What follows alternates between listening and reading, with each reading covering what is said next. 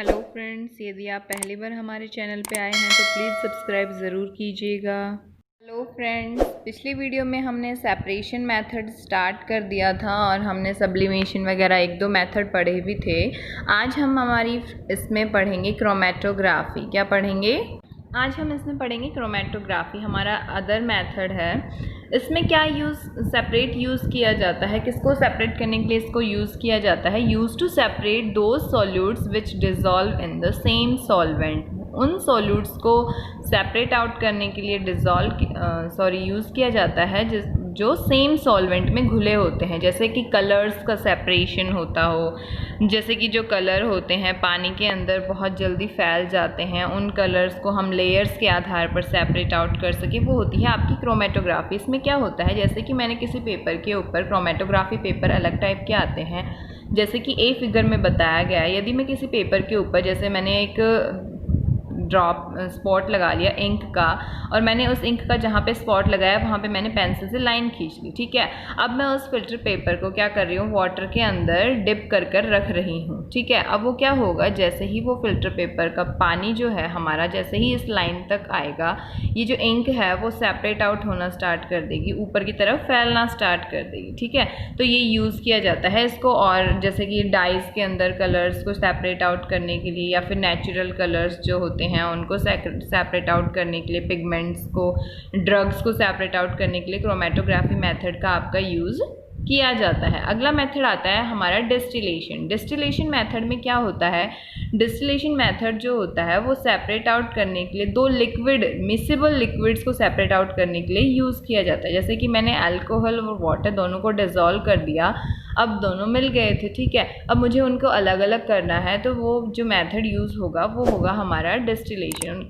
कैसे कर सकते हैं, इनमें हम बॉइलिंग पॉइंट्स के आधार पर उनको डिस्टिल आउट, सेपरेट आउट कर सकते हैं। जैसे कि ये लैब्स में करवाया जाता है। ये हमारा राउंड बॉटम फ्लास्क लिया हमने, ठीक है। इसके अंदर हमने वो मिक्सचर भर दिया, इसमें भरा है एसीटोन एंड वाटर का मिक्सचर, ठीक है। और नीचे से हम क्या कर रहे हैं, उसको गरम कर रहे हैं, ठीक है। हमने थर्मोमीटर भी लगाया हुआ है और इसको आपने देखा होगा फनल के साथ, दूसरे बीकर के साथ ज्वाइन कर रखा है। अब जैसे ही जो भी लिक्विड पहले बॉयल अप होगा वो क्या होगा, इस ट्यूब के थ्रू इस दूसरे बीकर में आ जाएगा। जैसे कि एसीटोन हो गया, और यहाँ पर हम वाटर आउटलेट और ये कोल्ड वाटर इन, ये देख रहे हैं, ये हमारा क्या होगा, जो बॉयल होने पर वेपर्स जो होते हैं उनको कूल अप करने के लिए हम यहाँ से पानी डालेंगे, ठीक है। कंडेंस करेंगे हम वेपर्स को। तो ये हमारा मेथड होता है डिस्टिलेशन मेथड, जो कि एसीटोन और वाटर को भी हमारा डिस्टिल आउट करने में हेल्प करता है। अगला मेथड आता है हमारा fractional distillation.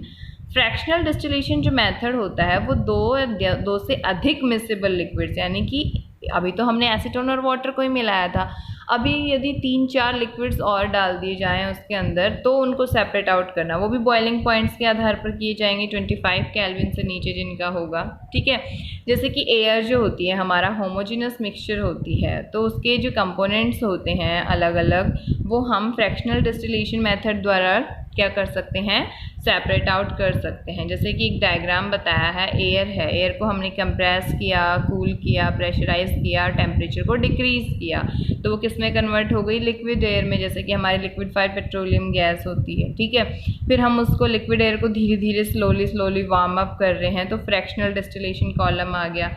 Gases separate out हो जाएंगी अलग अलग, जैसे कि दिखा रखा, ऑक्सीजन है वो इतने बॉइलिंग पॉइंट पे सेपरेट आउट हो गई, आर्गन है वो इतने पे हो गई, नाइट्रोजन है वो इतने पे हो गई। और ये परसेंटेज एयर बाय वॉल्यूम बता रखे कि एयर जो टोटल थी उसमें कितना परसेंट, कितनी क्या निकली। ऐसे हम एयर के अंदर अलग अलग कंपोनेंट्स जो होते हैं, अलग अलग जो गैसेस होती हैं उसकी, उनको हम सेपरेट आउट कर सकते हैं, ठीक है।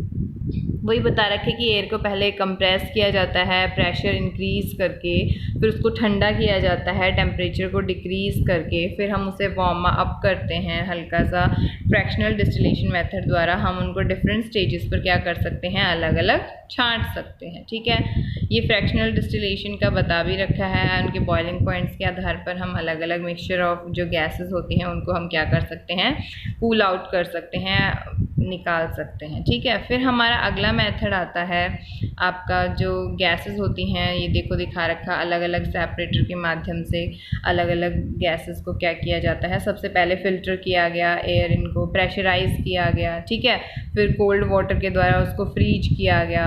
फिर कार्बन डाइऑक्साइड जो ड्राई आइस के रूप में बाहर निकाल ली हमने, सेपरेट आउट कर ली। फिर लिक्विड एयर एक्सपेंशन जेट हुआ, नाइट्रोजन गैस आउट हो गई, आर्गन गैस आउट हो गई, ठीक है। फिर जो बाद में बची वो लिक्विड ऑक्सीजन गैस बची। तो ऐसे अलग अलग मेथड्स द्वारा इन फिल्टर टैंक्स के अंदर क्या किया जाता है, फ्रैक्शनल डिस्टिलेशन कर लिया जाता है, ठीक है। तो ये फ्रैक्शनल डिस्टिलेशन कॉलम देखिए, यहाँ पर आपको दिखा रखा है कि नाइट्रोजन गैस अलग से सेपरेट आउट हो गई, आर्गन गैस अलग से सेपरेट आउट हो गई। अब हमारा अगला मेथड आता है क्रिस्टलाइजेशन। क्रिस्टलाइजेशन जैसे नाम से ही बता रहा है कि क्रिस्टल्स में कन्वर्ट करना। मेरे पास जैसे हमने सब्लिमेशन मेथड में पढ़ा था कि हमने जो अब हमारी कपूर थी उसको हमने रख दिया था चाइना डिश में, और जैसे ही हमने उसको हीट किया तो वो सीधा सॉलिड से गैसेस स्टेट में कन्वर्ट हो गई। लेकिन जैसे ही हमने उसको कूल किया तो क्या हुआ, किनारों पर जो हमारा फ्लास्क था, फनल जो थी हमारी, उसके किनारों के ऊपर वो हल्के हल्के क्रिस्टल्स से जम गए थे, रुई की नीडल शेप्ड क्रिस्टल्स जम गए थे, ठीक है।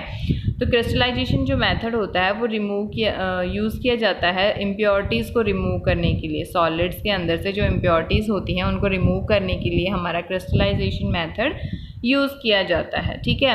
प्योर सॉलिड निकाल सकते हैं हम किसी मिक्सचर में से, ठीक है। प्यूरिफिकेशन ऑफ सॉल्ट्स की प्यूरिफिकेशन में भी इसका यूज़ किया जाता है आपका, जैसे कि क्रिस्टल सेपरेट आउट करने हो हमें प्योर इम्प्योर सैंपल में से।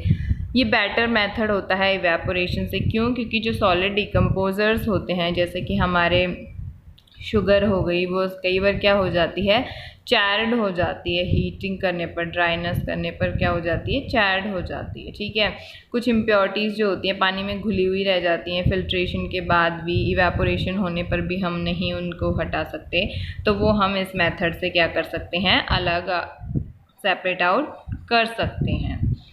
जैसे कि ये दिखा रखा है इसमें सेडिमेंटेशन, लोडिंग टैंक, ये वाटर ट्रीटमेंट के लिए यूज़ किया जाता है। बेसिकली जो क्रिस्टलाइजेशन मेथड है हमारा, वाटर के ट्रीटमेंट आपने छोटे क्लासेस में पढ़ा होगा। वाटर ट्रीटमेंट जो होता है WW waste water treatment plant जो होता है WWTP, उसमें इनका यूज़ किया जाता है। सेडिमेंट हो जाती हैं जो इम्प्योरिटीज़ हो जाती हैं वो नीचे सेटल डाउन हो जाती हैं, मिट्टी हो गई, कंकर हो गए, थोड़ा बहुत हैवी मिट्टी हो गई, वो सब, ठीक है। और फिर क्लोरिनेशन किया जाता है बैक्टीरियाज को मारने के लिए। अब आता है physical and chemical changes. Physical changes जैसे कि बताया गया है कि जब कोई हमारी जैसे कि किसी सब्सटेंस के अंदर फिज़िकल चेंज होता है तो कोई नई चीज़ नहीं बनती। क्या नहीं बनती, नई चीज़ नहीं बनती, ठीक है। और केमिकल चेंज होता है तब नई चीज़ बनती है। जैसे कि मैंने लकड़ी को जलाया तो उसकी ऐश बन गई, तो नया चेंज हुआ ना, तो वो हमारा केमिकल चेंज हो गया। भोजन को हमने, कच्चा भोजन था, हमने उसको पकाया तो वो नया भोजन सेपरेट आउट हो गया, तो वो क्या हो गया, हमारा केमिकल चेंज हो गया, ठीक है। तो जिसके अंदर कोई सब्सटेंस ना बने नया और कोई भी फिज़िकल चेंज ना हो, जैसे कि कलर वलर चेंज हो, जो आपकी हार्डनेस हो गई, रिजिडिटी हो गई, फ्लूइडिटी हो गई, डेंसिटी हो गई, वो सब तो चेंज हो सकता है उसका, ठीक है। जैसे कि फिर एग्जाम्पल बता रखे हैं हमारे कि जो process bring out change in physical property, no new substance are formed or cut, physical change, ठीक है। कॉमन फिजिकल चेंज में क्या होगा, या तो किसी का कलर चेंज हो जाएगा, या फिर किसी की हार्डनेस थी सॉफ्ट हो जाएगा, सॉफ्ट था हार्ड हो जाएगा, जैसे बर्फ़ का जमना वगैरह, ठीक है। तो ये सारे फिज़िकल चेंजेस के आपके एग्जाम्पल हैं। फिर बताया गया है कि जो सब्सटेंस, वो प्रोसेस जिसके अंदर नया सब्सटेंस बने उसे हम केमिकल चेंज कहते हैं। क्या कहते हैं, जिसमें उसकी खुशबू चेंज हो जाए या फिर उसकी प्रॉपर्टीज़ चेंज हो जाएं, जैसे कि बताया गया है आपको, डिफरेंस बताया गया है इनके अंदर। एक फ़िज़िकल चेंज हमारा रिवर्सिबल होता है, यानी कि हम उसको दोबारा से कर सकते हैं। बर्फ़ जमा कर मैं दोबारा से उसका पानी बना सकती हूँ, ठीक है। लेकिन यदि मैंने लकड़ी को जला दिया और उसकी ऐश बन गई तो मैं उससे दोबारा लकड़ी बना सकती हूँ क्या? तो केमिकल चेंज जो होता है हमारा वो इरिवर्सिबल चेंज होता है। केमिकल चेंज में नया सब्सटेंस बनता है लेकिन उसके अंदर नहीं बनता फिजिकल में। अब हमारी बात आती है types of pure substance. Pure substance जो होते हैं उनमें अलग अलग उनको दो टाइप्स पे डिवाइड किया गया है उनकी केमिकल कंपोजिशन के आधार पर, एलिमेंट्स में और कंपाउंड्स में। एलिमेंट्स क्या होते हैं, एक साइंटिस्ट था आपका एंटोनी लॉरेंट लेवेज़ियर, उसने एलिमेंट को क्या बताया कि एक बेसिक फॉर्म होती है मैटर की that can not be broken down into simpler substance, जिसको और छोटे सिंपल सब्सटेंस में हम नहीं तोड़ सकते। जैसे कि आपका हाइड्रोजन हो गया एलिमेंट है, ऑक्सीजन हो गया एलिमेंट है, ठीक है। पीरियोडिक टेबल में हम जो लिखते हैं वो सारे एलिमेंट्स हो गए हमारे, ठीक है। उनको भी 3 भागों में बांटा गया है, जैसे मेटल, नॉन मेटल और मेटलॉइड्स। ये आप पढ़ चुके हैं। मेटल की प्रॉपर्टीज़ भी आपने 8th क्लास में पढ़ी हुई हैं कि उनके अंदर शाइन होती है, वो grey, silver grey, golden yellow colour के भी होते हैं। लिक्विड स्टेट में भी पाए जाते हैं कई मेटल्स, वो मैलिएबल भी होते हैं, उनके तार भी बनाए जाते हैं, हीट और इलेक्ट्रिसिटी भी उनके अंदर से पास होती है, ठीक है। सोनोरस होते हैं, रिंगिंग साउंड प्रोड्यूस करते हैं। फिर एग्जाम्पल दे रखा है गोल्ड, सिल्वर, कॉपर, आयरन, सब कुछ ये सारे मेटल्स के एग्जाम्पल हैं। लिक्विड फॉर्म में जो मेटल पाया जाता है वो हमारा मर्करी मेटल है, जो रूम टेम्परेचर पे क्या होता है, liquid. Properties of non metals की प्रॉपर्टी आपको पता है कि ये डिफरेंट वेराइटीज़ ऑफ कलर्स के होते हैं, पुअर कंडक्टर होते हैं। लेकिन यहाँ पे एक एक्सेप्शन बताया हुआ है मैंने कि जो हमारा ग्रेफाइट और डायमंड जो 2 नॉन मेटल्स होते हैं वो हमारे गुड कंडक्टर ऑफ हीट होते हैं, ठीक है। इसमें बताया कि दे आर नॉट लस्टरस, ये शाइनी नहीं होते, डल अपीयरेंस होती है नॉन मेटल्स की। लेकिन इसमें भी एक एक्सेप्शन है, जो हमारा आयोडीन होता है, टिंक्चर ऑफ आयोडीन, जिसमें हम मिक्स करते हैं उसको वाउंड्स पे, घाव वगैरह पे लगाते हैं आयोडीन का, उसके अंदर क्या होता है, लस्टरस होता है, थोड़ा शाइन होती है इसके अंदर, ठीक है। नॉन मेटल सोनोरस नहीं होते, मैलिएबल नहीं होते, हम उनकी थिन शीट्स नहीं बना सकते।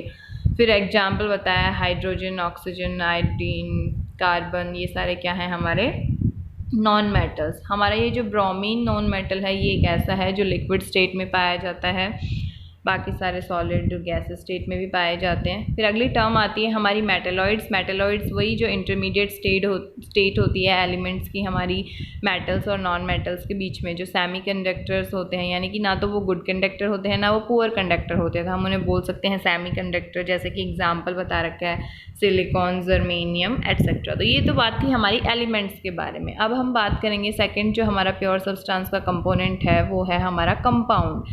कंपाउंड क्या होता है, जब 2 या 2 से अधिक एलिमेंट्स मिलकर जो बनाते हैं वो क्या होता है हमारा कंपाउंड। केमिकली कंबाइन हो जाते हैं फिक्स प्रोपोर्शन यानी कि फिक्स वॉल्यूम में। जैसे कि मैंने H2O लिखा, ठीक है, H2O वाटर का हमारा फॉर्मूला होता है, तो इसमें एक H एलिमेंट है और एक ऑक्सीजन एलिमेंट है, 2 अलग अलग एलिमेंट्स हैं लेकिन दोनों मिल गए। H2 प्रोपोर्शन क्या रेशियो में मिले, H के नीचे मैंने 2 लगाया और O लिखा, यानी कि हाइड्रोजन एलिमेंट्स 2 रेशियो में है हमारे पास, 2:1 रेशियो। ऑक्सीजन क्या है, 1 रेशियो, तो वो होता है उनका प्रपोर्शन।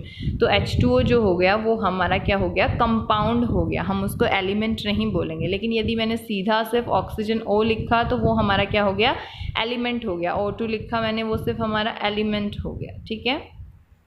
फिर मिक्सचर एंड कंपाउंड्स में डिफरेंस बताया गया है कि जो एलिमेंट मिक्सचर होते हैं, एलिमेंट्स और compound just mix together to form a mixture and no new compound is form. Mixtures में क्या होता है कि एलिमेंट और कंपाउंड दोनों मिक्स हो जाते हैं और एक मिक्सचर बना लेते हैं, कोई नया कंपाउंड नहीं बनता, नया अलग से सब्सटेंस नहीं बनता। लेकिन जो कंपाउंड्स होते हैं उनमें क्या होता है, एलिमेंट्स रिएक्ट करते हैं, अलग अलग टाइप के एलिमेंट, और नया कंपाउंड बनाते हैं। जैसे कि हाइड्रोजन और ऑक्सीजन ने रिएक्ट किया और नया कंपाउंड वाटर बनाया, ठीक है। लेकिन यदि मैं वाटर को और ऑक्सीजन को दोबारा से मिक्स कर दूं तो कोई नया कंपाउंड नहीं बनेगा। पानी में ऑक्सीजन मिक्स करूँगी तो कुछ नया बनेगा क्या, नहीं बनेगा, तो वो हमारा मिक्सचर हो गया। और यदि मैं हाइड्रोजन और ऑक्सीजन को मिक्स कर रही हूँ, हाइड्रोजन ऑक्सीजन मेरे पास 2 अलग अलग एलिमेंट्स हो गए, उनको मैं मिक्स कर रही हूँ तो नया कंपाउंड बन रहा है, तो वो हमारा कंपाउंड हो गया, ठीक है। मिक्सचर जो होता है उसकी कंपोजिशन वेरिएबल होती है और जो कंपाउंड्स होते हैं उनकी हर एक सब्सटेंस की जो कंपोजिशन होती है वो फिक्स होती है, ठीक है। मिक्सचर की प्रॉपर्टीज़ कंस्टिट्यूएंट सब्सटेंस में शोज़ करते हैं, लेकिन जो कंपाउंड्स होते हैं, जैसे हाइड्रोजन अलग था, एलिमेंट अलग था, लेकिन जो कंपाउंड बना उसकी अलग ही प्रॉपर्टी आएगी, टोटली डिफरेंट प्रॉपर्टी आएगी, ठीक है। और फिज़िकल मेथड्स के द्वारा मिक्सचर्स की कंपोनेंट्स को हम अलग अलग कर सकते हैं, लेकिन जो कंपाउंड्स होते हैं उनको हम इलेक्ट्रोकेमिकली या फिर केमिकल मेथड्स के द्वारा ही क्या कर सकते हैं, अलग अलग कर सकते हैं, ठीक है। ये हमारा चैप्टर था आपका is matter around us pure, second chapter, ठीक है, ये कंप्लीट हो गया। इसके बारे में किसी को कोई क्वेरी हो तो आप कमेंट बॉक्स में लिख सकते हैं। बाकी वीडियोस के लिए हमारे चैनल के लिंक में जाइएगा जो आपको डिस्क्रिप्शन बॉक्स में मिल जाएगा इस चैप्टर की बाकी अदर पार्ट्स के लिए। वीडियो पसंद आए तो लाइक शेयर सब्सक्राइब ज़रूर कीजिएगा। Thank you, have a nice day.